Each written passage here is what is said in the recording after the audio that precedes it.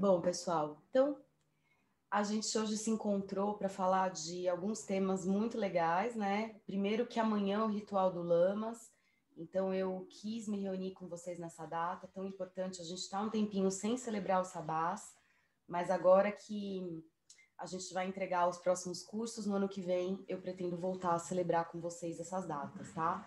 A gente vai falar da Jornada das Marias e do Tarô de Crisopeia. Então, o encontro de hoje, ele é para isso, tá? Então, eu vou começar aqui falando um pouquinho da linhagem das Marias, a gente vai entrar um pouquinho no tema do Tarô de Crisopeia, e o ritual do Lamas hoje, eu trouxe algo bem simples para vocês fazerem em casa e partilharem com a família de vocês. Acredito aqui que todo mundo me conhece, né? Mas como nas inscrições tinha muita gente nova também, eu achei legal só me apresentar de novo. Então, para quem não me conhece, para quem não conhece muito o meu trabalho, a minha formação, a minha caminhada, né?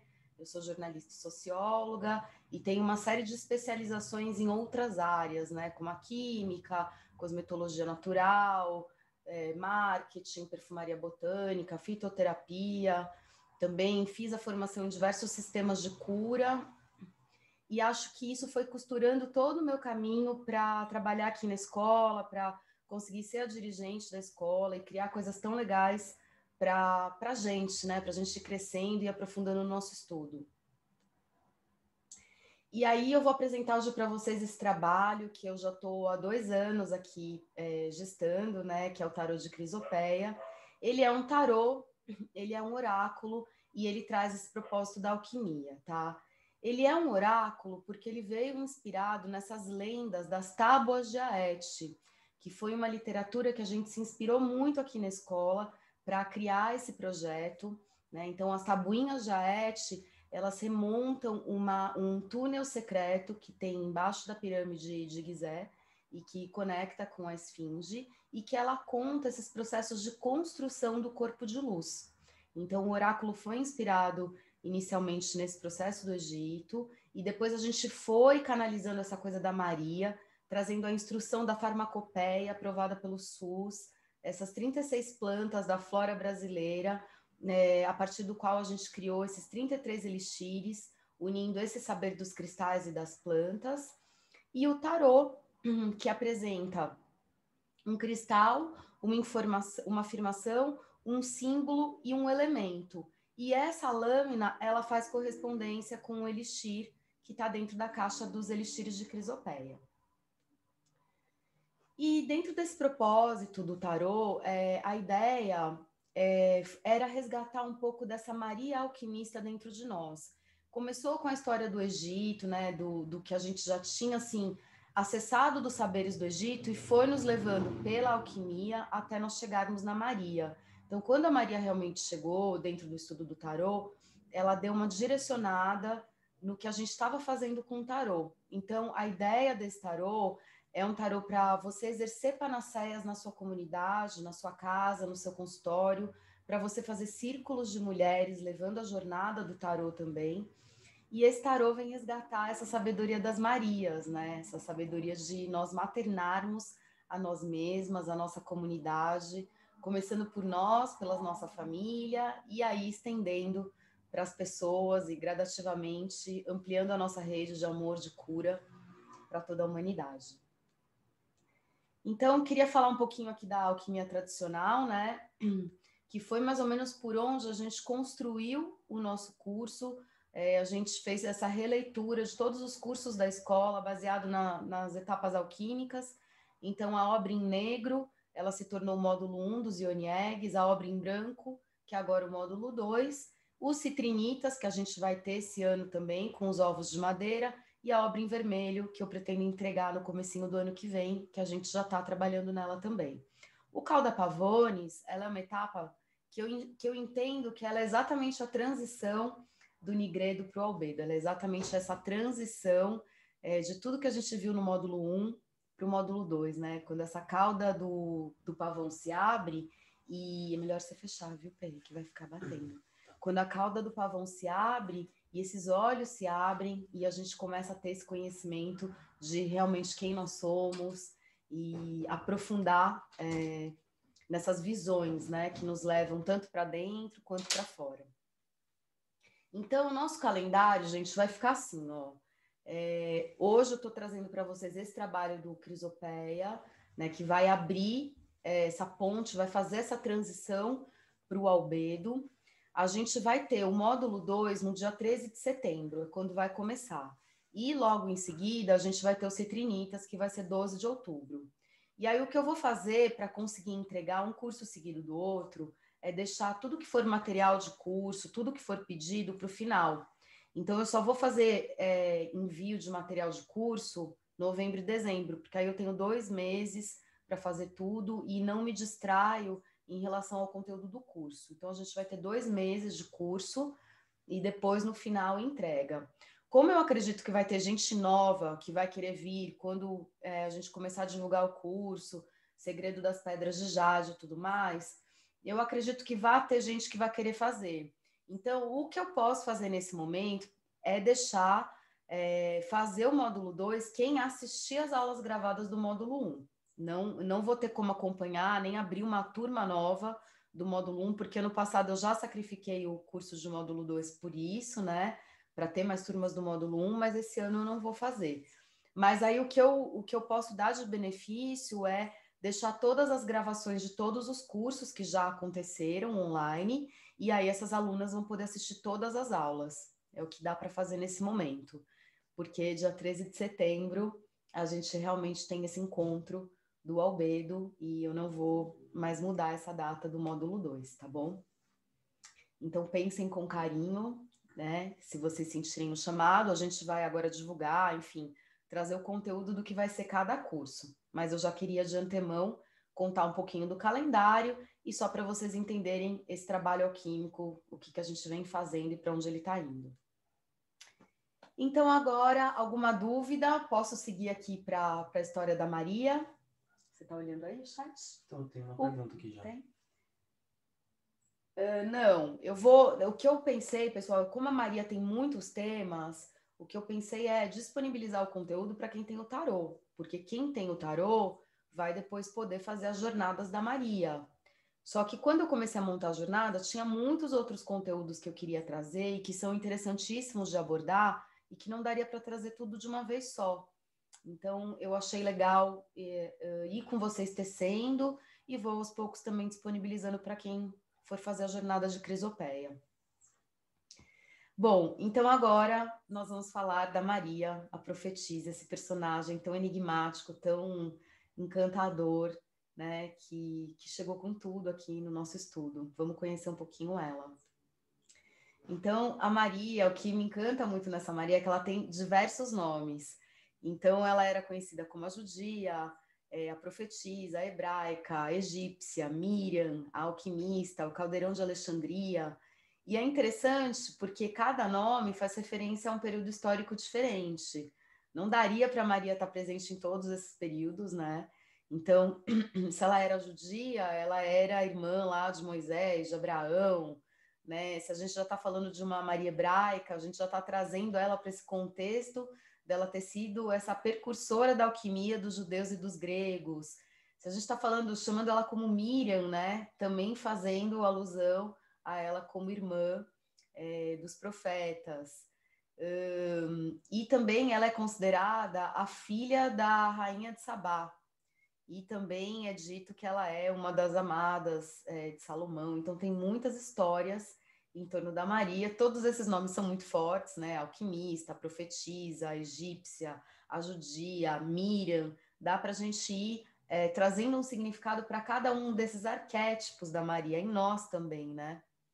Mas o que a gente tem de informação mesmo da Maria, e que é interessante assim da gente tentar montar esse quebra-cabeça, voltar um pouquinho para o tempo de Alexandria. Então, a gente está falando aqui de 332 a.C., né? Alexandre o Grande fundou Alexandria, que era um grande centro urbano, né? Ali na região Pérsia, Egito, Macedônia, fazendo essa conexão em toda a Europa. E aí, no curso de Oneg, que a gente também vem tentando montar esse caminho de onde os ovos vêm, como eles chegaram. É interessante perceber que o Egito era, sim, esse centro urbano e que essas trocas de saberes, de conhecimento, elas aconteciam ali. Então, essa medicina dos ovos, do uso das pedras, ela passou por ali também, né? E aí, sendo essa via do comércio mundial, de uma troca de informação, tem duas datas aqui que eles falam da Maria. Uma que é 273 a.C., em Alexandria. A outra data seria 322 a.C., trazendo que Maria poderia ser uma contemporânea de Aristóteles. Então, ela poderia ter vivido com Aristóteles, ter sido aluna de Aristóteles, e também, em alguns textos, eles defendem que, junto com Aristóteles, ela poderia ter sido uma das professoras de Alexandre, tá? E também falam que a Maria era filha de Platão, ou até mesmo que Maria, alquimista, poderia ser o nome de uma firma, né? Da reunião de vários alquimistas. Contudo, os escritos de Maria, eles foram queimados quando a Biblioteca de Alexandria foi queimada também. Então, originalmente, dos escritos de Maria, a gente não tem nada da Maria Alquimista. Por isso que tem tantas informações diferentes sobre o período que ela viveu. Mas claro que, assim, a título de impacto de história, seria muito legal se ela fosse contemporânea de Aristóteles, né? Eu já fico super inclinada para querer que ela seja e para contar essa história. Mas, como a gente não tem a certeza dessa história, a gente traz esses dados históricos para a gente ir aos pouquinhos remontando. Tá? Aí depois essas últimas perguntinhas eu respondo depois, tá, pessoal? E aí, quem trouxe esses saberes de Maria à tona, quem resgatou os saberes de Maria, foi Zósimo de Panópolis. Ele escreveu os livros mais antigos da alquimia e ele também trouxe todos esses inventos da Maria. Então, foi ele que resgatou essa linhagem da Maria, esse legado da Maria, e mencionou ela e todos os seus inventos. Então, também, a gente tem que agradecer muito ao Zósimo, né? Que você vê, ele já está no meado do ano 300, então seria, se a gente fosse considerar ela no período de Aristóteles, a gente já está falando de 500 anos depois do nascimento da Maria, um tempo muito grande, né? Muita coisa com certeza acabou se perdendo. E aí, quando a gente entra nesse tema da alquimia da Maria, ela tem muitas contribuições e até nesse processo de compreensão da psique é muito rico e tem muita coisa para a gente falar. Então tem a retorta de 3 bicos, ou de bicos, ou tribicos, ou a própria retorta, que é um dos símbolos da química, trazendo essa destilação dos elementos, e aí a gente poderia fazer um comparativo com destilar esses elementos da psique, né? Então, só aí já daria para aprofundar num tema. Tem o Kerotaki, que era um dispositivo utilizado para aquecer a substância e recolher os vapores, amolecer os metais, misturar os reagentes. Temos os axiomas de Maria, que a gente vai ver alguns hoje. Temos a descoberta do ácido clorídrico, que faz a dissolução das rochas. Temos o Captum Mortum, que também se liga ao ácido clorídrico, né, que é também a cabeça morta, que é um processo muito utilizado na pintura. Era um processo, inclusive, para extrair a cor roxa, né, que foi aqui a sugestão do Pedro para o nosso look hoje, né, olha que interessante. O próprio banho-maria, né, então, o banho-maria, quando a gente vai trabalhar com o banho-maria e tentar entender o banho-maria do aspecto da psique ou até do aspecto do casamento sexual, do hierogamos, ele tem uns aspectos muito interessantes que podem ser trabalhados e entendidos. Tem um simbolismo muito forte no banho-maria, mas o que é o banho-maria, né? É quando os elementos não podem ser transformados diretamente pelo fogo, então eles precisam de um outro elemento para serem dissolvidos. Essa é a técnica que a gente conhece como técnica do calor indireto, que vários de vocês já fizeram lá para derreter chocolate, fazer bolo de cenoura, fazer calda de bolo, né? É uma técnica muito utilizada na culinária, mas na indústria de cosmético também, tá? Temos aqui também uma das frases que Maria fala, que Deus ensinou ela a unir o cobre, a branquear o cobre junto com o enxofre e produzir o ouro. Então, aqui a gente está falando do branqueamento do latão, a gente está falando da etapa do albedo. Então, eu trouxe aqui esse resumo da alquimia de Maria, para vocês também entenderem como é profundo trabalhar com a Maria, como ela tem coisas novas para a gente trabalhar, para a gente analisar, para a gente aprender juntas. Vocês estão aí? Vão falando, que agora eu tô aqui olhando o bate-papo em tempo real, aqui que o Pedro abriu o celular aqui. Aí, pessoal, eu queria falar para vocês do axioma de Maria, que já é, assim, interessantíssimo da gente analisar. Só nele, já vira uma coisa que vocês vão ficar pensando a semana inteira, porque é muito completo e é muito místico. E nós descobrimos algumas coisas aqui estudando também o axioma de Maria. Então, vamos olhar aqui juntas, tá? O 1, que dá origem ao 2, que dá origem ao 3, que volta a ser 1 no 4. Do terceiro nasce o 4 e o 4 como 1. Essa imagem, quando a gente pega o triângulo, fica bem fácil de olhar, né? Então, um ponto que se eu uno a outro ponto vira o 2, que se eu uno a outro ponto vira o 3, e que se eu estou unindo de novo, formou o triângulo. Esse triângulo, ele é uma esfera, ele volta a ser o 1. E aí, se a gente for olhar os palitinhos aqui que eu deixei no slide, ó, 1, 2, 3, 4, ele forma mais ou menos uma pirâmide. Então, nele a gente vê 1, a gente vê o 10, né, que também seria a reunião de tudo isso, a soma de tudo isso. E aí, o que a gente descobriu aqui olhando? Eu posso fazer a interpretação do Pai, do Filho, do Espírito Santo e do Uno? Eu posso. Eu posso ter um olhar maior e levar isso para a Cabala. Então, Keter dá origem a Shokma, que dá origem a Bina, e que poderia aqui dar origem a Da'at, que é a Sefirot oculta, né? Só que se a gente replicar esse axioma de Maria, aqui tem um errinho, tá, gente? Não é axioma, é axioma.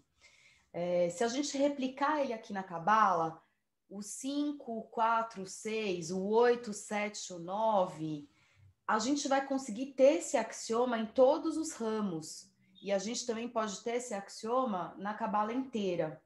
Então, é como se esse axioma ele fosse um dos entendimentos para chaves da Cabala, para o desdobramento do absoluto.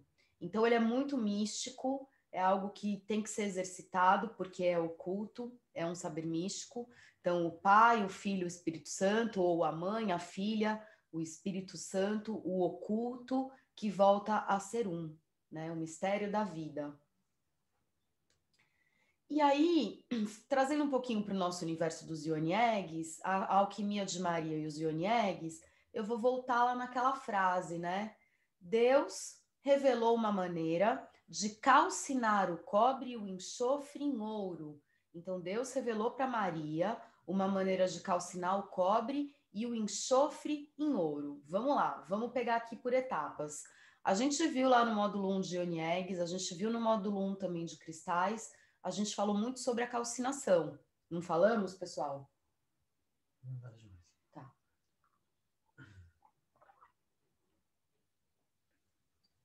O que a gente viu? Não sei se vocês se lembram, mas o que vocês lembram da imagem da calcinação? Alguém lembra do leão sem patas? Alguém tem essa memória? Vamos lá, gente, vamos puxar aí os nossos estudos, nossas anotações. O que era a calcinação? Lembra? Era quando a gente ia trabalhar com o elemento fogo, é a etapa do elemento fogo na nossa jornada dos elementos. Ele é o leão sem pata, é quando o leão tem que aprender que nem tudo é como ele quer. Que a vida é a grande professora, né? Poderia dizer que não sou eu quem me navega é o mar, a gente poderia falar várias coisas sobre isso, mas a imagem do leão sem patas ela é muito forte. E também a calcinação, ela tem esse aspecto de limpeza das imperfeições, de uma purificação, de uma lapidação das imperfeições. Então, o leão sem pata, ele não vai fazer nada. Só que aqui, o que a Maria está falando para a gente? Ó, ela está limpando o cobre, né? O que é o cobre? O cobre, ele é muito associado a Vênus, que é a estrela da manhã. O cobre também é um metal muito associado à energia sexual, tá, gente? Inclusive a Maria e as outras Marias, elas também são chamadas de as gnósticas, né? Elas trazem também esse ensinamento sexual, tá? E aí, o que a gente poderia entender aqui se a gente fosse levar para o lado dessa energia sexual? A Maria está aqui nos ensinando a limpar essa energia sexual para refiná-la em ouro. Esse seria das interpretações que a gente poderia dar, tá? Ou se eu estou falando aqui, branquear o latão, eu estou branqueando esse cobre, esse enxofre, transformando ele em ouro, eu estou também transformando o meu Lúcifer interior, eu estou transformando a minha deusa negra. Porque na alquimia, a deusa negra, ela tem esse aspecto de receber a luz. Por isso que ela é negra, por isso que ela é escondida. Ela está recebendo a luz, ela está recebendo o ensinamento, ela está aprendendo a acender o corpo de luz dela, ela está na terra, ela é negra, ela está recebendo a luz do céu para acender. Então, a Maria está nos ensinando, ela vem falar também da transformação dos elementos, de algo que a gente vem vendo em todos os cursos, de transformar as virtudes em ouro da alma, em transformar a nossa energia sexual, em acessar o nosso corpo de luz, em realmente transformar, né, os nossos pilares aí de Salomão, unir as nossas colunas dos pilares de Salomão e conseguir de fato ancorar o nosso corpo de luz. E por isso que um dos simbolismos é a serpente de cobre, né, desse axioma também, né? Deus revelou uma maneira de calcinar o cobre e o enxofre em ouro. Ele também é uma representação dessa serpente de cobre no sentido dessa elevação da energia sexual. E a cobra, ela já vem, a cobra, a serpente, os dragões, eles já vêm nos acompanhando, né, como um símbolo da nossa linhagem, como um símbolo dos nossos estudos, como um símbolo do Ouroboros, do infinito, da Kundalini. Quanta coisa as serpentes não estão ensinando para a gente. O caduceu de Mercúrio, que é um dos grandes símbolos também da alquimia, né? E aí, tem uma outra frase aqui da Maria, que é muito interessante, que é: a pedra que não é pedra, tão comum que ninguém identifica. Aqui a gente poderia fazer um paralelo com o Yoni-Egg, a pedra da sexualidade. Né? O que o Yoni-Egg traz?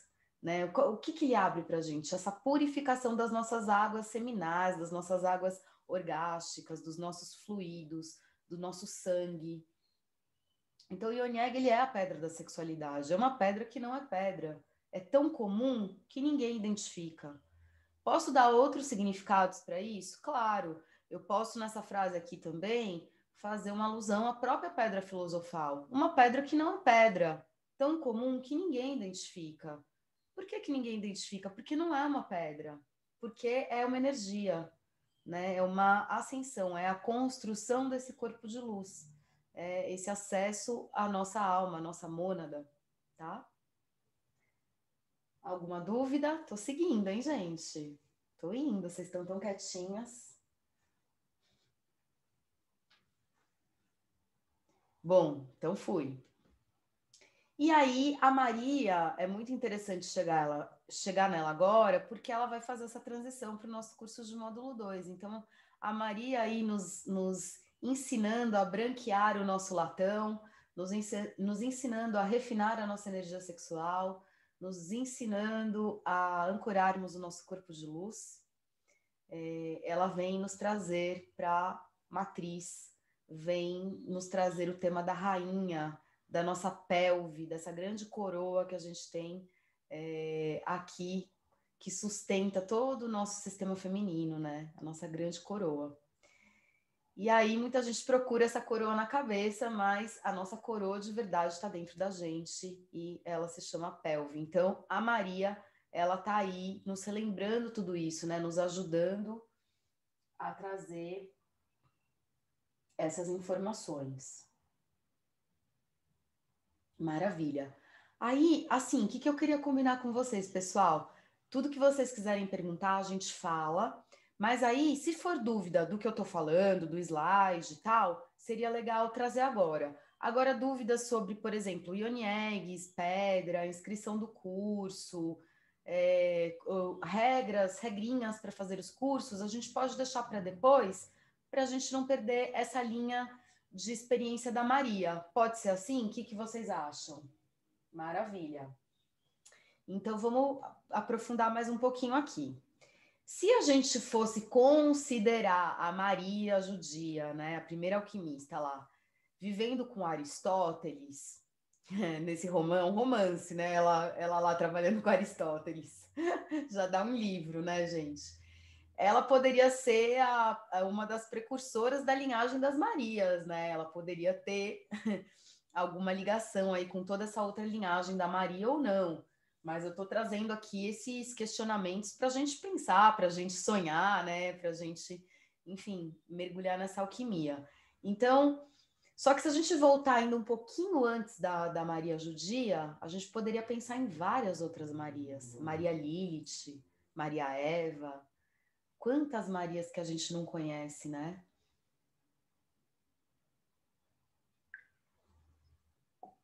Quantas Marias não fazem parte desse monomito da humanidade, né?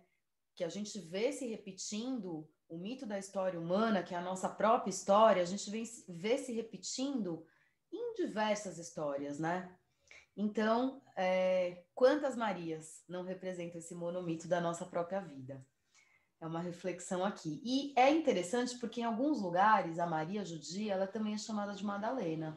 Madalena, ela não era Madalena, né? Mas Madalena a gente pode considerar assim que era uma grande alquimista, porque só dela viver numa caverna e sobreviver com as coisinhas que tinham ali em volta da caverna, fazendo sopinhas, ervinhas, ela já devia ser uma baita de uma alquimista, né? Então, eu tô aqui, eu moro numa gruta, eu vou colher ali um tomilho, um manjericão, eu vou criar agora um ensopado na minha gruta.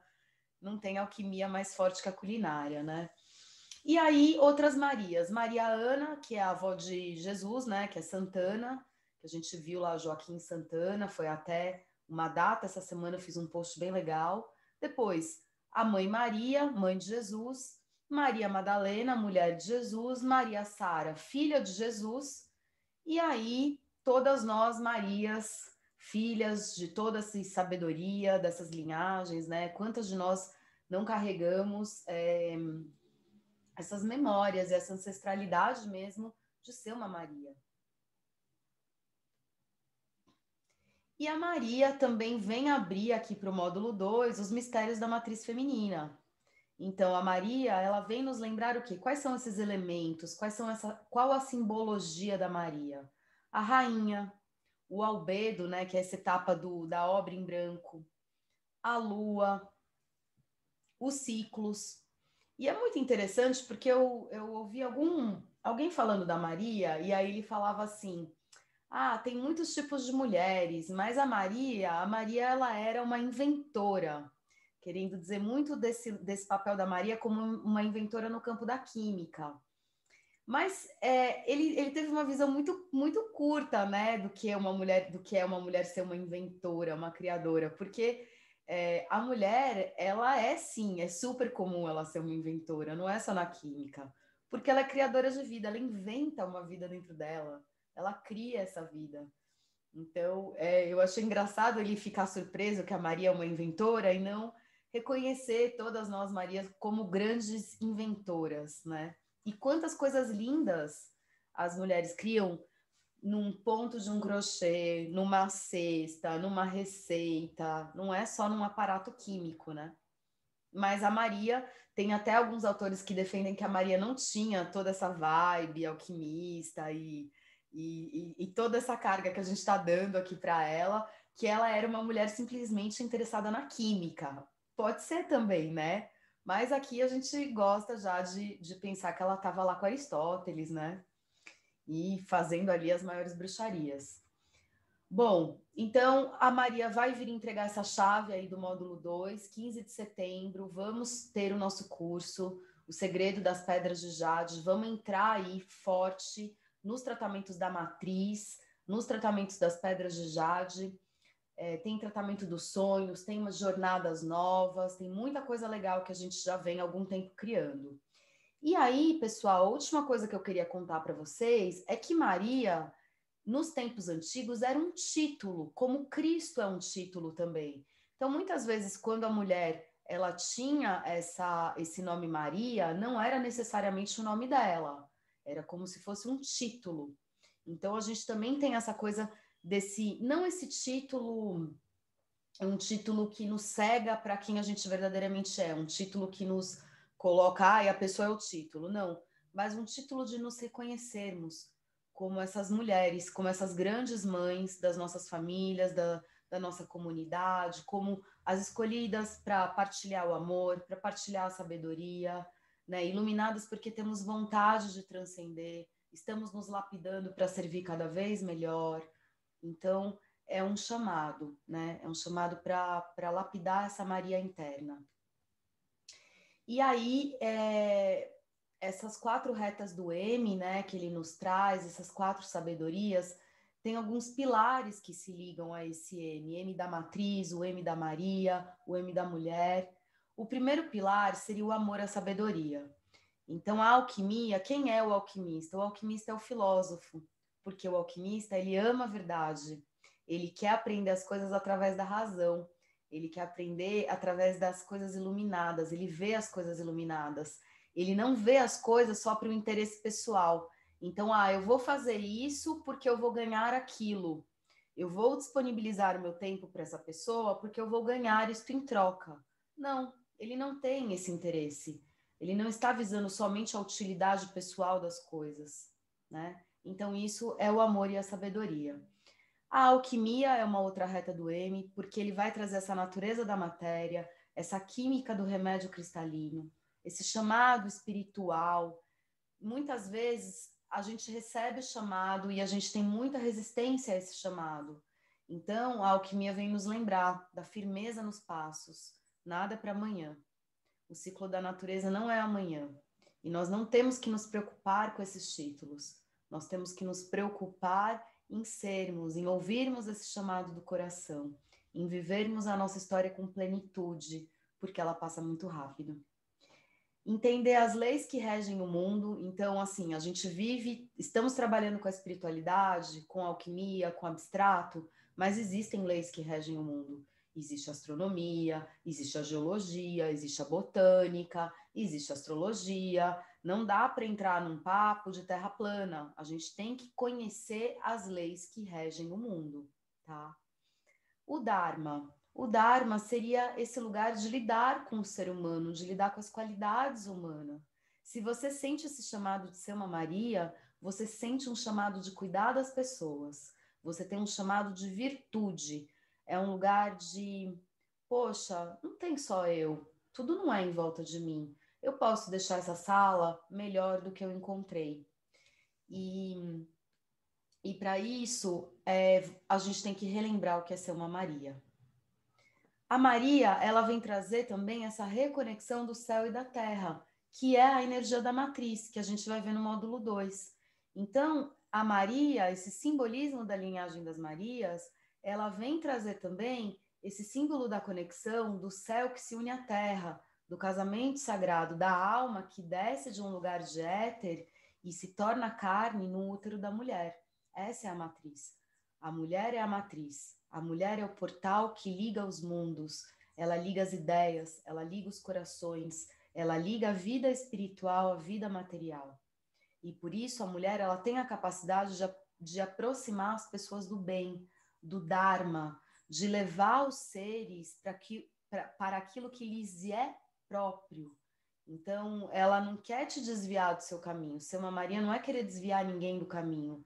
É levar, é ajudar aquele ser a ir em direção ao que é dele, a ter uma vida melhor, a ter uma qualidade de vida melhor dentro dos limites dele, da existência dele, é fazer essa curanderia.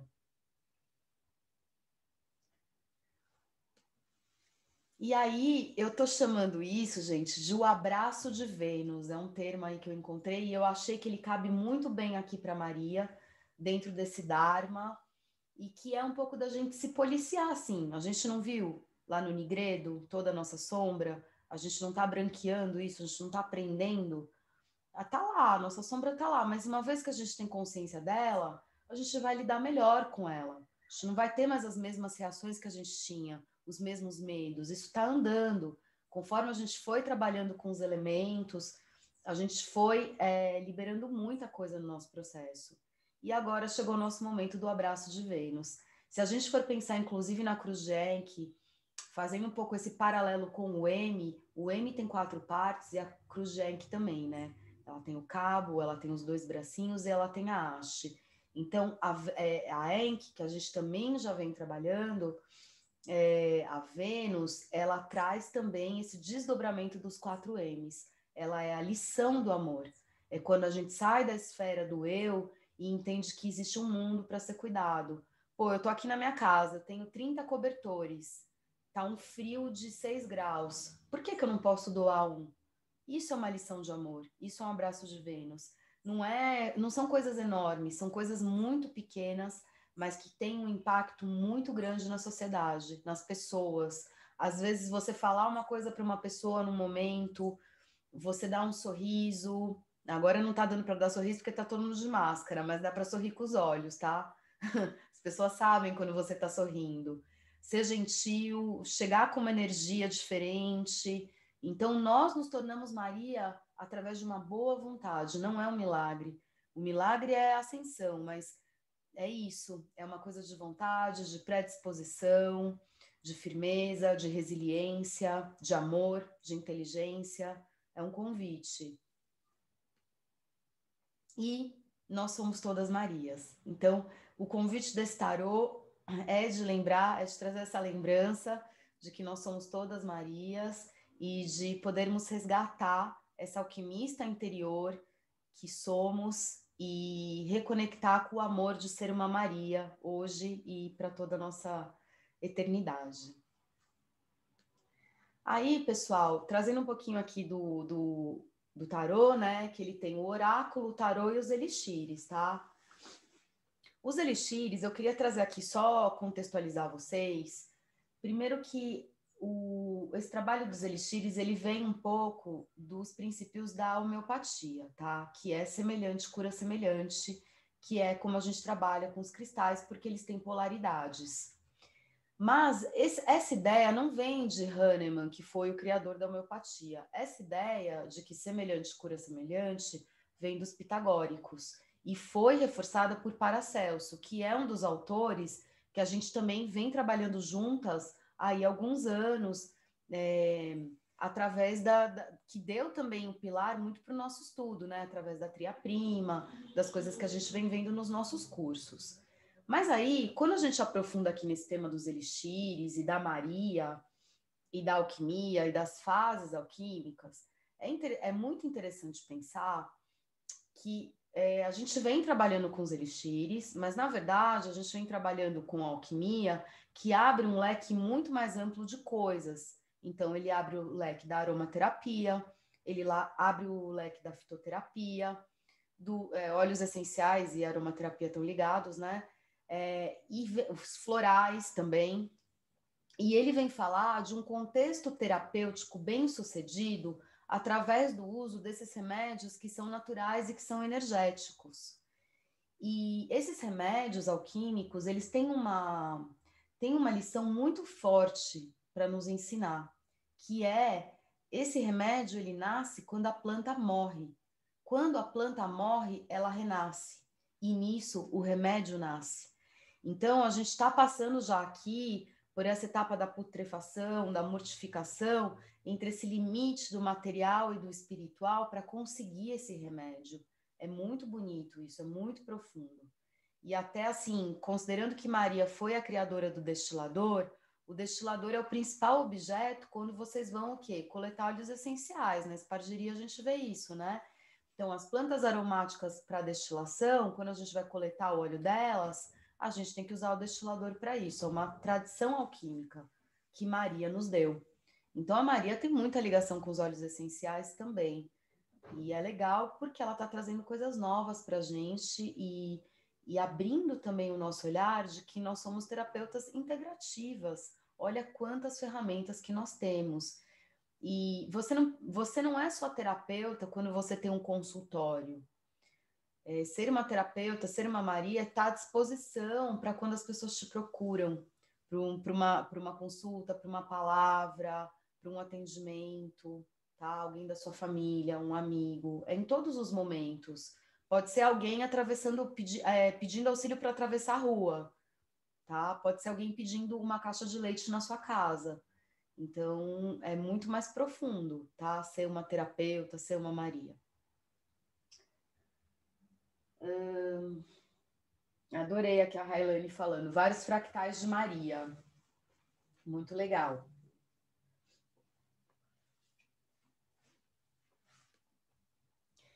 Bom, a gente aqui nos remédios cristalinos, né? A gente tem essa vida oculta dentro de si, porque a cura é o despertar da vida. Então, a gente está vendo algo que morreu, que renasceu e que está despertando para a vida. Esses medicamentos que a gente fez, ela é a união das plantas da farmacopeia brasileira com os cristais que se ligam às histórias das tábuas do Egito. E é muito lindo a gente pensar que a gente está utilizando tanto na fitoterapia quanto na feitura dos elixires o coração da planta, o coração do cristal, que tá, essa energia do coração da planta e do cristal está nos ensinando a levar uma vida mais harmônica, está estimulando a cura do nosso campo energético, está nos ajudando a sair dessa mimetização da realidade, né? Dessa coisa plástica que a gente vive, de não entender como é o ciclo dos alimentos, o ciclo da água, o ciclo da vida, essa grande mimetização que a cidade nos traz, né? Tudo meio simulado. Então, quando a gente se volta para o natural e estimula essa vida mais harmônica, ela também vai trazer essas respostas da natureza para a gente.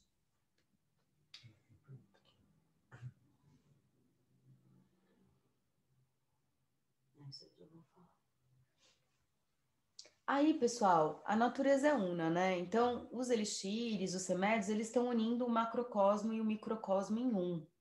Eles estão trazendo essa lei que rege todo o universo. Um tempo, um metal, um fruto, tudo nasce dessa vida una. A volta da natureza, a busca da cura. Então, curar doenças é uma arte que não está só nos livros, está na experiência de cada planta, na experiência de cada cristal. E aí, vamos falar aqui um pouquinho do tarô, né? Como é a estrutura das lâminas? A gente tem nas lâminas um cristal, uma afirmação, um símbolo, um elemento e uma planta que tá lá representada no elixir, tá bom? Então, no kit vai o tarô, vai a caixa de elixires e vai o oráculo. No oráculo, a gente deixou o passo a passo de como usa o tarô. Como faz o atendimento com uma carta, como faz o atendimento com 3, como tira no consultório, como monta as panaceias, quais as panaceias que eu posso usar de base, como eu posso utilizar para fazer um círculo. A gente já deixou tudo explicadinho. E eu penso também em fazer mais aulas, né, para disponibilizar para quem tem o tarô, para explicar um pouco melhor, né? Para mostrar um pouco como eu uso, para fazer uma simulação.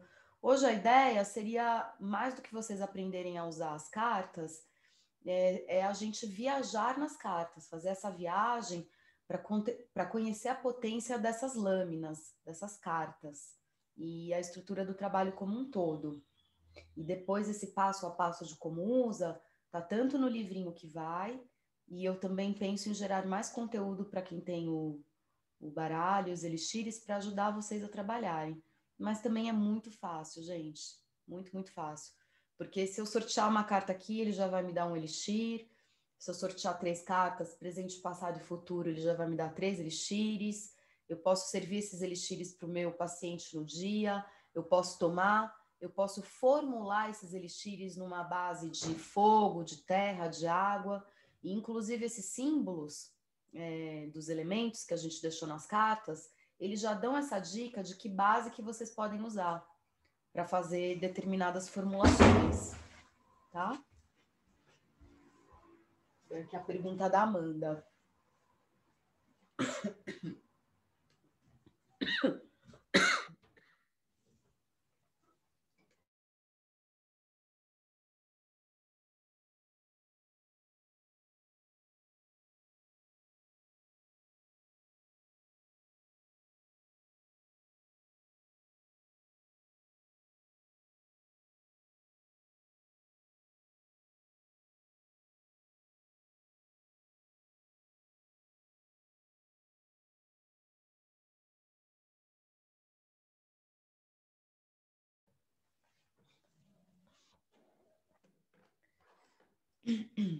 Voltei.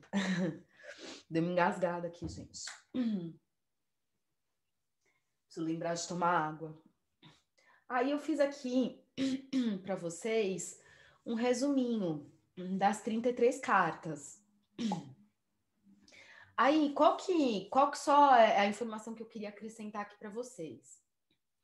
Na caixinha do oráculo, tem 36 elixires e não 33.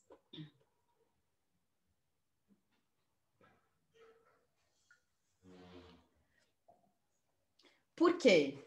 Por duas razões. A primeira delas é porque esse baralho também se conecta com o baralho cigano, tá?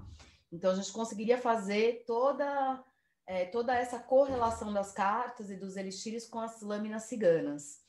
E o segundo motivo é que a gente fez 3 elixires, que é sal, sulfuro e mercúrio, que vocês também poderiam usar como base para formular, né, para criar as panaceias de vocês. Então, eu posso tomar só o elixir que eu sorteei, pingar, né, umas gotinhas dele na água. Eu posso formular ele num composto mesmo que o meu paciente, o meu filho, o meu marido vai estar tomando, né? A minha companheira, seja quem for. Então, tem várias formas de usar. E eu posso também usar os compostos dos elementos para fazer essas formulações. Então, quando a gente falou para vocês de despertar alquimista, era essa a ideia mesmo, é a gente brincar no laboratório de fazer fórmula, de misturar as plantas, sabendo que a gente está trabalhando com elixires que estão formulados num limite seguro de uso. Então, vocês podem criar diversas medicinas diferentes de forma segura. É uma farmacinha do dia, sabe?